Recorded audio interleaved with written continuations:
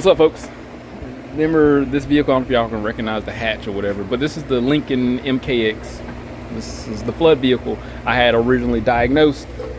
That we had a lot of module problems. We had a lot of we had a parasitic draw.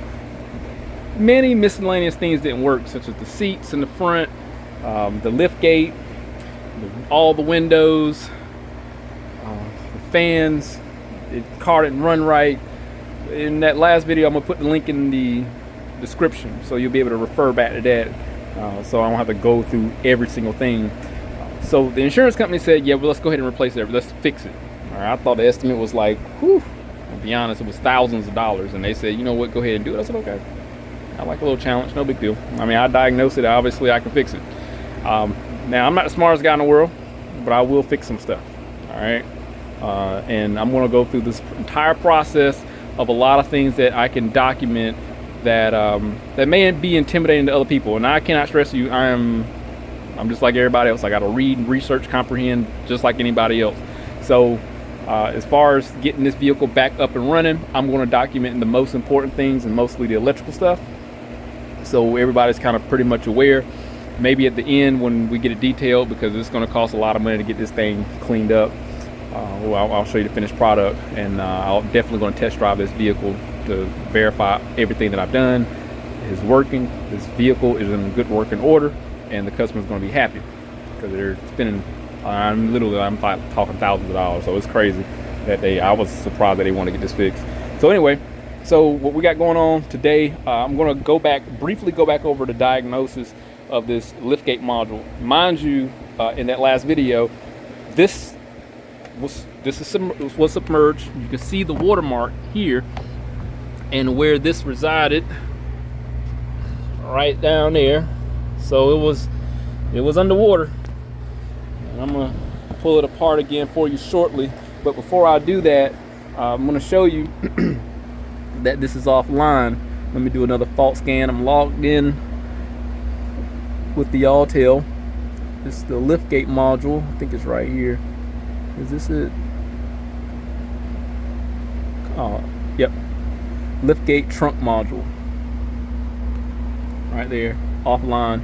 So all the green stuff are online. We have trouble codes here. Let's go to list and invalid data received from rear gate module, which is this component here. I'm gonna go through some basic tests. I'm not gonna pull out the oscilloscope because I mean, I just don't want to make this intimidating for most people. Oscilloscope pretty much is a fancy multimeter that allow us to look at voltage over time, and I mean to the nanosecond.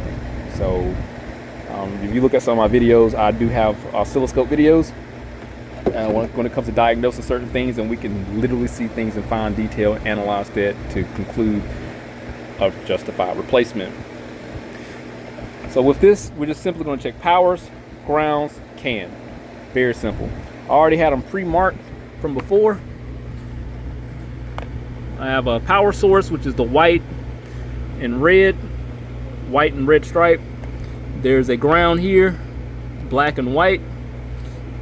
There's another power source here. There's a red wire sitting in the back here. So we're going to verify that we got good powers.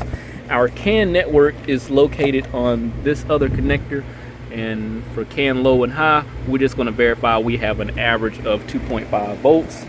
Once we do, see if we can see if replacing this unit brings everything back online. This is just a little speaker here. If I can get it out, I'll get this off camera. But let me show you the inside of it. We saw that it did have water on the outside, but look on the inside. This is water damage. Get a good look. I mean, everything worked off such low voltage. These microprocessors were easily shorted out with the metals inside the water just being conductive naturally. I'll get this later. It's just a recipe for disaster, and it obviously didn't take long. This sat in water for a day until the water subsided, but all that moisture sat in here. You open the doors and try to, activate things. It's just 2 millivolts. these transistors and components, that these microprocessors, they're very fragile. Bittersweet thing of technology. So let's jump right onto it. Check the voltage, check the recipe for a working unit, replace it with the used one. I found a great donor vehicle I'm able to get everything out of, and get these transplant taken care of so our patient can be back on the road again. I have the key in the on position, key on, engine off. I still need to get this off of here. Let me tell you something. I got the fan off right now, so I'm gonna try to work fast because it's hot. It's Florida out here. I'm not even in Florida, so it is, but it's pretty hot. So I'm using the Power Probe 4. This is just a digital readout of our voltage values, what we're going to be looking at, and I hope I can get this together so you can see it. All right, here we go. I just needed something real sharp. I'm gonna test my connection at the end of the Power Probe here. It's a ground, and yeah, I have a good connection established. All right, so let's jump on here and check our powers. Now there's two things. I want to check for good voltage, and then we want to load test it with the test light. So the test light is sitting behind here, so we're definitely going to do that. So let's check these major sources first. We have the power with the white and red stripe, 14 volts there. We got a ground, the black on the end here, the black and what gray stripe. It's a good ground. And then the red here in the back. There we go. So what I'm gonna do to load test it, I'm just gonna use the ground that this component has. Let's get this off of here. And then we're gonna take the alligator clips and just pierce onto there. So I just simply need to see this test light illuminate. That's all I'm looking for right now. Nothing crazy. So we're gonna go back to our two power sources. There it goes. We have an illuminating test light. Go back to our red at the very end here. We have an illuminating test light. So currently right now we have the recipe for a activating system, but we need to establish some sort of communication. So with that said, let's go back to our Power Probe here, and we're just gonna look for, very simple, average voltage of 2.5 for the can low and the can high. And mine already had my marks pre-written or pre-inscribed. And so we're gonna go right there, 2.5 average voltage. There it is in big numbers.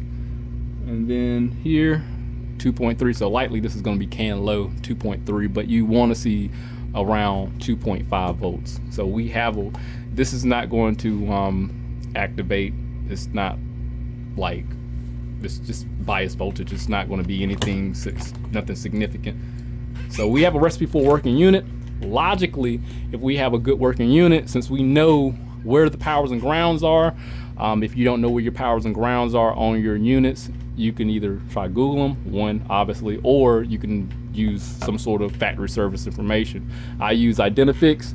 I pay for that because I am not the smartest guy in the world, and I cannot remember every single wiring location, every single pinout for every vehicle. Identifix.com will offer that service for you, so you can use it for your personal vehicles.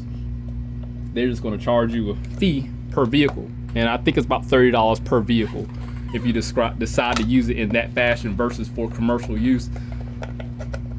But Identifix.com is where you would go for that. All right, let's see what happens. Oh, something happened.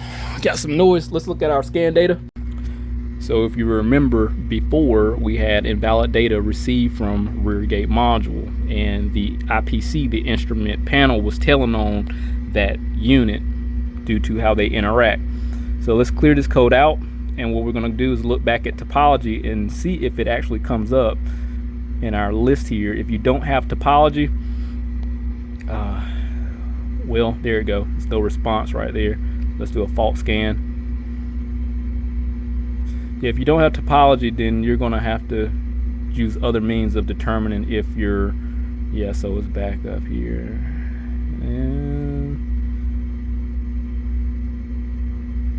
no, where'd it go? Fault scan. I think I passed it. I know I did. I have a propensity to do that. So the code is gone in the instrument panel model, so it should be here. And I know I overlooked it. I know I did. Where did it go? Front lighting module.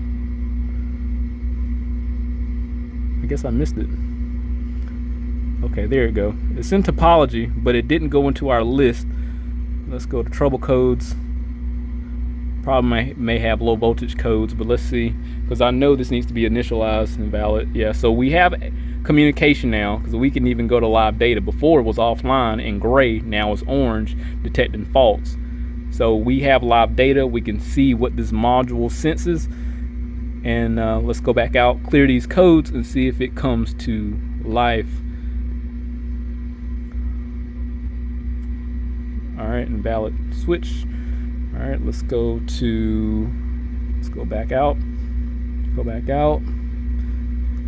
All right, so we're green now, so we're online. Let's go to list here, and let's see if it's, yep, there you go. Liftgate module, pass, no fault. So now it's available. Let's see if our liftgate module works now. All right. There you go. Cool. Back working again, just like that. All right, that's one module down. I'm gonna get that put back in its resting spot. And I still got a bunch of other little miscellaneous things I gotta diagnose, such as the window motor. Now I'm gonna be honest, hold on one second. Just to give you an update on the windows, I was able to do the same thing with this window as I did with the other one and just get it to work. If it needs to be replaced in the future, I definitely will replace it, but it works. It's functioning like it's supposed to. The only unfortunate part is this window only goes down and not back up. So I'm pulling up on it, it's not going up. So that's gonna be another diagnostic video. It's unrelated because there's a broken wire. I'm just giving you the answer. But the thing is, we have to discover that wire. So that'll be a later video, probably like one of the last things I'll ever diagnose on this car. Because it's not related to the flooding issue. So then next video I'm going to do, we're going to diagnose that blower resistor to get that blower motor back working. So as far as the moment, we've made like just a little bit of progress. We got the liftgate module online, that's working. One module down, we got many more to go. So if anything happened, I'll definitely update. We'll look out for the other video. Hit the link, subscribe to the channel, stay informed how the original system work. See you on the next one.